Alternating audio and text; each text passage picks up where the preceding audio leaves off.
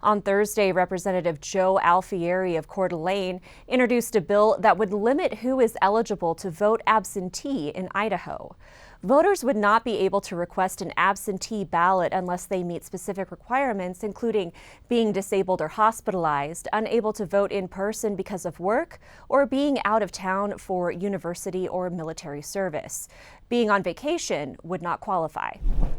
Absentee ballots, of course, are a very important part of the voting process in this republic, and it allows for the participation of those who are unable to attend for one reason or another, voting on Election Day.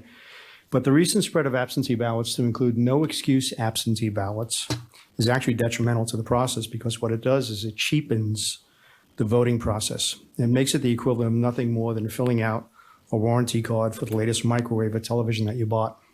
The sponsor has said there's no evidence of voter fraud as a result of using the absentee ballot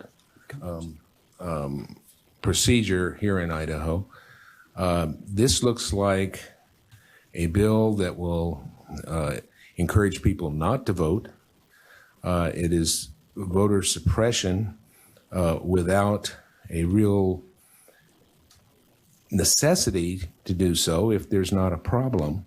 We certainly have to balance the importance of voter integrity, of election integrity, with the ability for some to be able to get to the polls.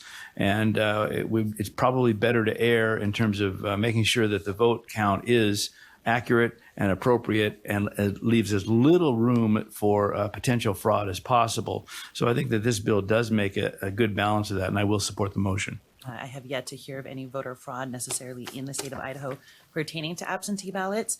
While there's discussion and commentary about it being outside of Idaho, we have a very fair election process here. And quite frankly, I think to the good representative's comment, with being the goal is to reduce absentee ballots, that's a reduction of people's ability to vote. And I think that's incredibly important and something very special, and that we need to ensure that these folks have an opportunity, whether it be in person or be via absentee ballots.